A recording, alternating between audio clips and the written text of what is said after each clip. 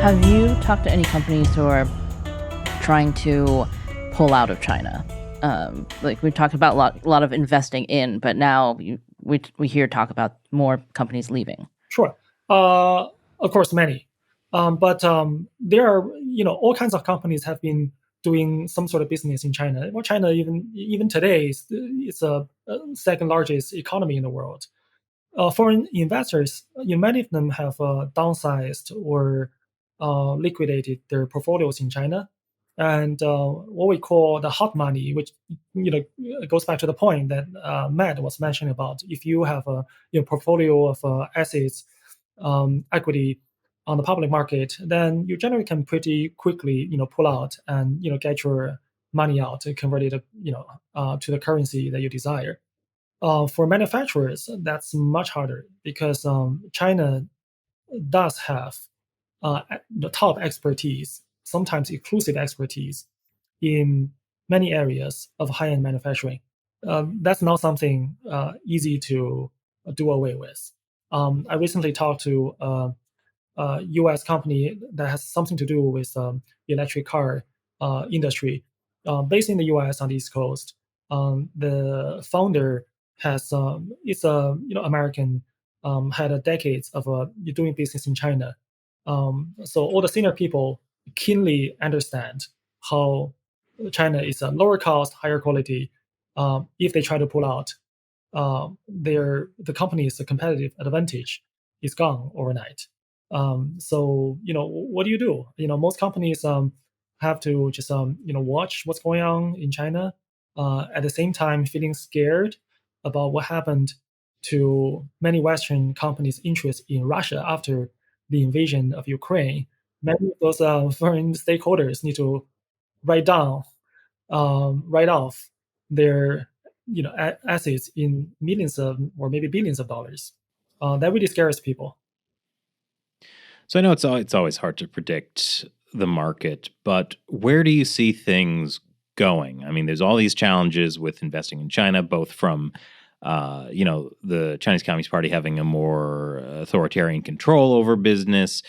There's the sanctions that the U.S. is doing. Is this only going to get worse? Is China becoming just an untenable investment opportunity, or is this a case where it's like, hey, now's the time, triple your investment in China, it's on the downswing, and then it's going to go back up? Right. In the short term, what I see is that people try to diversify. A lot of foreign companies that have big stakes in China try to create some sort of China plus one, maybe China's plus two or three strategy, and it goes both ways. A lot of Chinese companies are trying to diversify away from China. Many of the successful companies, TikTok, Temu, Shein. Legally speaking, they're not Chinese companies. They're from China. The founders are from China. I'm not sure what kind of passport they would hold, but um, uh, they all are headquartered in Western countries, in Or like Singapore? US, Singapore, Ireland. There are many choices. They work with a lot of lawyers and consultants and tax consultants. And a lot of Chinese companies, like I said, developed a strong edge in manufacturing. They have technology and they have capital. And part of that is not necessarily a political crackdown in China, but just the fact that the economy is not doing very well. There's a lot of competition in China, so the world is their oyster. Especially if you're looking at electric vehicle companies and battery companies. They have a lot of opportunities to invest, to build joint ventures in Western countries. They've been doing so. Do you see the Chinese government restricting any of that kind of activity in the future? Uh, Very good question. I do see it coming. I actually do, warn people about that. Recently, a couple of months ago, we saw how China somewhat cracked down on Foxconn. When the news first came out, it surprised a lot of people. Foxconn, they're one of the few companies that have a still been doing well. Why do you do that?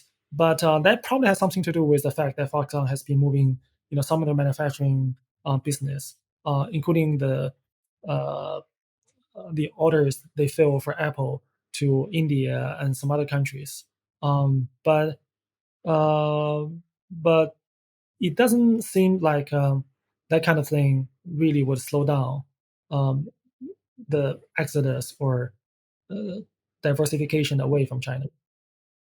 If anything, you might want to get out now before they start a wider crackdown, I guess. Right. A lot of companies have created pretty creative ways to hedge their bets in China. And, we talk to our clients about what they can do day in, day out. Well, yeah, thank you very much for joining us today. This was very, very interesting. I mean, perhaps for some of our audience that, are multi-billionaire hedge funds, if they tell us where they can go to learn about your company, where they can get your advice. Oh, sure. We are a boutique firm in New York. A lot of us are, just senior lawyers who had decades of doing litigation in the U.S. relating to financial markets, or like me, the past 15 years, I was mostly handling tech industry related due diligence, transactions, fund formation.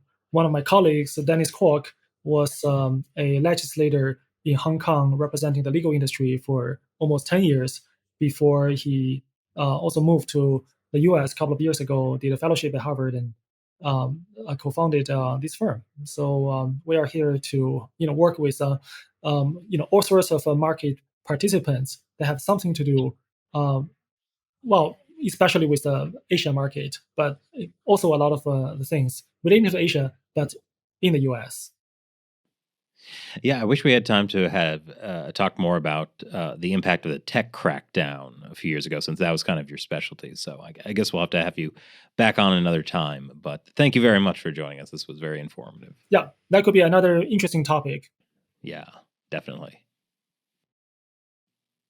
After listening to Benjamin for a while, I got an idea of how the U.S. could actually tackle TikTok and things like that, TikTok and Temu. Go on. So, as he mentioned, Congress has talked a lot about TikTok and nothing's happened, really. What if instead of approaching it like, okay, we need to use U.S. legislation to stop these companies? What if, since these are businesses that, want to make money, since, the whole China economy kind of sucks and they're trying to get out now, what if we try to incentivize these companies to grow in China, but require them to do things that will get the Chinese Communist Party to crack down on them, like make them, be transparent or such and such, like offer them the golden goose of the U.S. economy, and then like they get strangled by the CCP. Get what I'm saying? I do. I don't know specifically what those things need to do. Maybe like some kind of data transparency, some kind of openness thing that the Communist Party will be like, no, you're actually Chinese-controlled companies. You don't get to do that. I think TikTok has actually already been running into this because it has. Like the parent company, right? Oh, TikTok is, if you hear the TikTok CEO, he will always say about TikTok is an American company or whatever, blah, blah, blah. It is not headquartered in China, but the parent company is. Mm-hmm. So that was a big mistake. Senator Cotton made it like a recent congressional thing about TikTok. He was talking to the guy, and he's like, "Are you or have you ever been a member of the Chinese Communist Party?" And he's like, "I'm Singaporean." Yeah, I was like, that was the wrong question. Yeah. I mean, those questions that senators ask, they're mostly like grandstanding and not like, There was another one. It was Lindsey Graham talking to Mark Zuckerberg. I'm pretty sure it was Zuckerberg. I was like at one of these social media things, and he was like, I appreciate what you're trying to do, Mr. Zuckerberg, and anything, but you have blood on your hands. And I'm like, Mr. Military Industrial Complex, Lindsey Graham talking about having blood on your hands. Come on. Well, I mean, it's... Anyways, my brilliant idea to use the U.S. economy. So instead of like trying to use it like a hammer to smash these companies, you lure them in and then get the pressure to be put by the Chinese Communist Party. Interesting. I think that would be very interesting. I think the only problem with this idea is expecting Congress to be able to pass laws in a timely manner that would actually have the effect you're looking for before TikTok and Temu already have Destroyed. reaped the fruit of the American economy. Yeah, Well, that's why wait for Congress to make laws when the president can just issue executive orders, We which have a need similar a impact? powerful central leader who can. I believe the Trump administration tried to, with TikTok, Yeah. do something, and that didn't fly, what did it? happened. And then, I think it didn't go, and then Biden reversed it as Yeah. soon as he came into office. So I don't know that the executive orders are a way to go here. We just need the right executive, somebody with the clear vision and the radical nature to implement any crazy idea he has. A sort of supreme leader for life. Supreme. Let's go to Taco Bell. I want a Crunchwrap Supreme.